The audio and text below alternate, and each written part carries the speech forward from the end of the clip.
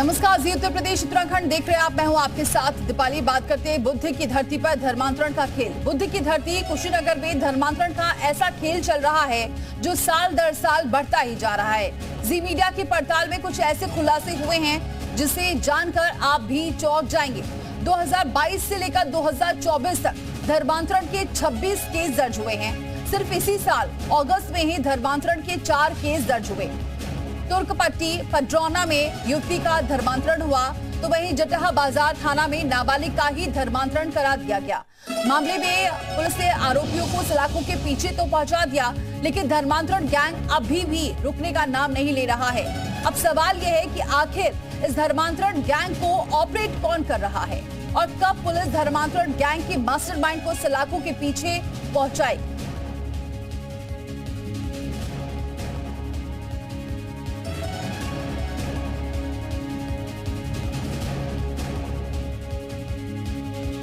तो लगातार केसेस दर्ज तो हो रहे, 26 केस दर्ज हो चुके हैं और आप अंदाजा लगा सकते हैं लगातार धर्मांतरण का खेल जारी है। हालांकि आरोपियों को पकड़ा गया है, जेल भी भेजा गया है, कार्रवाई भी की गई है, लेकिन फिर भी ये ऐसे मामले क्यों कम नहीं हो रहे, ये सवाल उठा रहे हैं कि आखिर कौन ये मास्टरमाइंड है जो लगातार धर्मांतरण करा रहा है। क्योंकि लगातार जो केसेस सामने आ रहे हैं, सिर्फ इसी साल अगस्त में ही धर्मांतरण के 4 केस सामने आ चुके हैं, जिसमें तुर्कपट्टी और पडरौना में युवती का धर्मांतरण हुआ है, तो वहीं जटहा बाजार में थाने में नाबालिग का ही धर्मांतरण करा दिया गया है। पुलिस ने मामले में आरोपियों को सलाखों के पीछे पहुंचा दिया है, लेकिन मुख्य आरोपी कौन है इसका मास्टरमाइंड जो लगातार इसके पीछे काम कर रहा है, जिसकी वजह से ये केसेस सामने आ रहे हैं। कानून भी बना हुआ है, लेकिन उसके बावजूद धर्मांतरण करने वाले बाज नहीं आ रहे हैं और इसका अंदाजा आप लगा सकते हैं। धर्मांतरण का ऐसा खेल चल रहा है जो लगातार बढ़ता जा रहा है, जो साल दर साल बढ़ता जा रहा है। 2024 में कहां केस हुए ये आपको बता रहे हैं। पडरौना में हुए और तुर्कपट्टी में हुए, जटहा बाजार में हुआ। ये केसेस यहाँ आए हैं अगस्त में ही। सोचिए, आप अंदाजा लगा सकते हैं। हाटा कोतवाली में भी मामला सामने आया, तुर्कपट्टी में भी मामला सामने आया, पडरौना में भी मामला सामने आया। तो कुशीनगर में धर्मांतरण गैंग एक्टिव है जो लगातार धर्मांतरण का खेल खेल रहा है, लोगों को फंसा रहा है, धर्मांतरण करा रहा है। भले ही इसमें कुछ आरोपी सलाखों के पीछे पहुंचे हैं, लेकिन मास्टरमाइंड कौन है, इसको लेकर सवाल उठ रहे हैं। क्योंकि जी मीडिया की पड़ताल में कुछ ऐसे खुलासे हुए हैं जिन्हें जानकर आप हैरान रह जाएंगे। 2022 से लेकर 2024 तक धर्मांतरण के 26 केस दर्ज हुए हैं और सिर्फ इसी साल ये जो नाम बता रहे हैं 2024 में ये जो जिले हैं, यहाँ इतने केसेस सामने आ चुके हैं। तुर्कपट्टी में मामला सामने आया। अब ये देखिए, 2024 में 4 एफआईआर दर्ज हुई, तो 2023 में 15 एफआईआर दर्ज हुई, 2022 में 7। हर साल ये केसेस बढ़ते जा रहे हैं। अभी सिर्फ अगस्त में ही 4 केसेस सामने आ चुके हैं। तो क्या वजह है, कौन है इसके पीछे का मास्टरमाइंड जो कुशीनगर में धर्मांतरण करा रहा है, ये सवाल उठ रहे हैं। क्योंकि लगातार न सिर्फ कुशीनगर बल्कि सब जगह से ये मामले सामने आ रहे हैं। कानून बाकायदा बना हुआ है, लेकिन उसके बावजूद भी ये केसेस कम नहीं हो रहे हैं।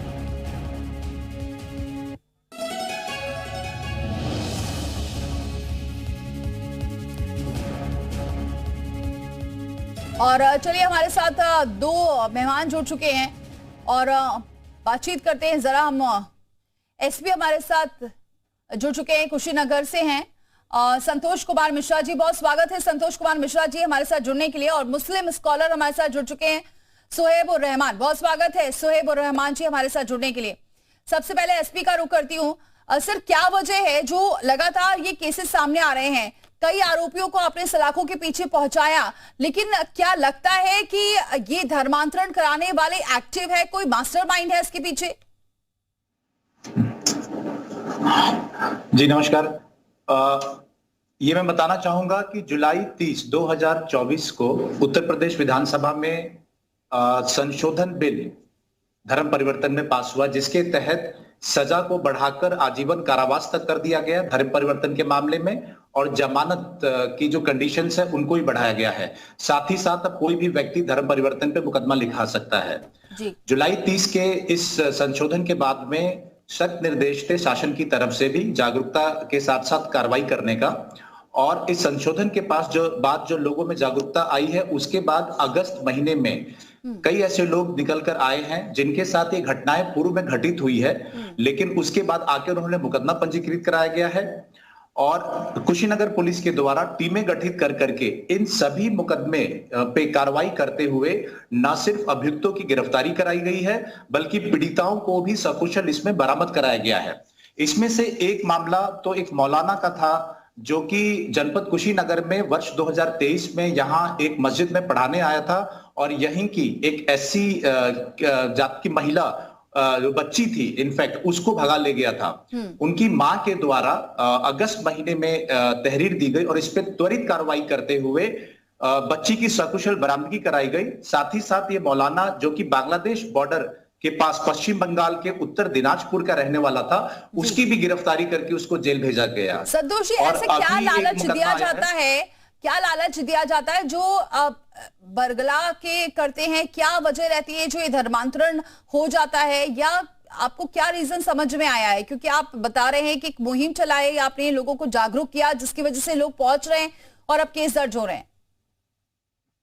इसमें जो अभियुक्तों से पूछताछ की गई, तो अभी ये जो प्रकरण 4 बच्चों की मदर वाला आया था, इसमें अभियुक्त लगातार 3 साल से वो महिला से बातचीत कर रहा था और बाद में उनको बहला फुसलाकर उसको मुंबई लेके गया और न सिर्फ महिला का बल्कि बच्चों का भी धर्म परिवर्तन कराने का प्रयास किया। इसमें इनके पति ने मुकदमा लिखवाया और इस पर त्वरित कार्रवाई करते हुए हमने इनको पकड़ के जेल तो भेजा ही 2 लोगों को, साथ ही साथ इन बच्चों को इनको हमने बरामद भी किया।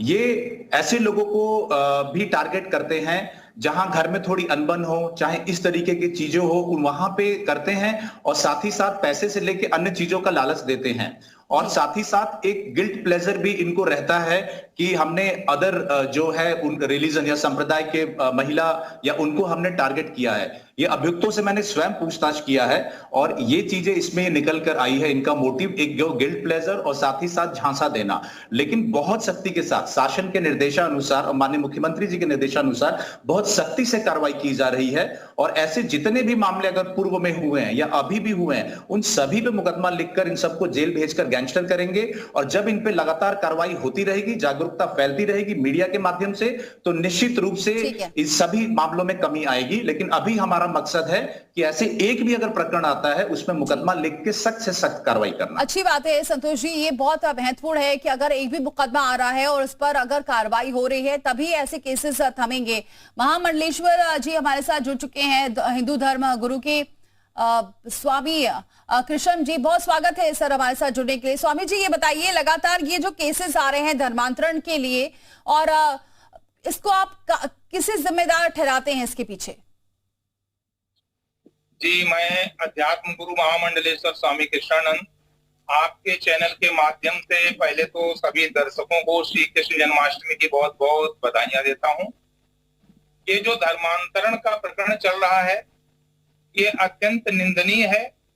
ये मुस्लिम समाज की सोची समझी रणनीति है। ये भारत को मुस्लिम राष्ट्र बनाने की इनकी जिहाद चल रही है। जैसे लव जिहाद है वैसे ये धर्मांतरण जिहाद है।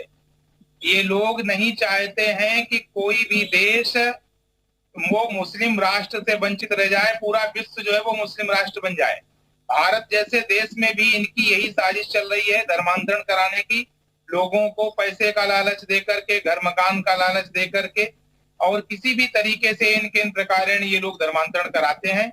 और मेरा तो ये मानना है कि इनके ऊपर देशद्रोह का मुकदमा लागू करना चाहिए और जीवन भर के लिए या तो इनको फांसी की सजा हो या जीवन भर कारावास हो।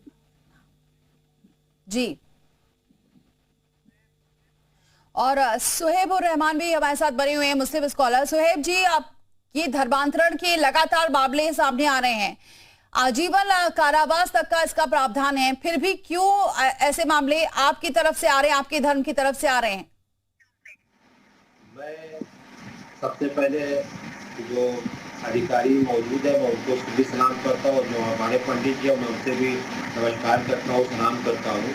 दूसरी अहम बात यह है कि जो बातें इस वक्त चल रही है धर्मांतरण को लेकर, मैं एक सवाल करना चाहता हूँ अधिकारी महोदय से कि क्या मुसलमान लड़की अगर हिंदू हो जा रही है और अगर उस पर FIR कराई जाएगी तो क्या वही कानून उसके लिए लगाया जाएगा या वो कानून अलग होगा? एक सवाल। दूसरी बात यह है कि वो कौम जो मुसलमान जिसके बारे में बात की जा रही है वो ये अपने खाने पीने के बाहर नहीं निकल पा रही है, तो वो कहाँ से किसी को पैसा देगी, रुपए देगी कि साहब तुम धर्म मानता हो ऐसे कर लो वैसे कर लो। जो कौम खाने पीने से भी बेजार है, अपनी SC से ज्यादा उसके बदतर अहवाल है, तो वो कहाँ से इस तरह की चीजें कर पाएगी, मुझे नहीं समझ में आता। जो चार ठीक है सोहेब रहमान जी, आपके इस सवालों का जवाब लेते हैं संतोष जी से। संतोष जी आप दीजिए जवाब, कुछ सवाल है इनके।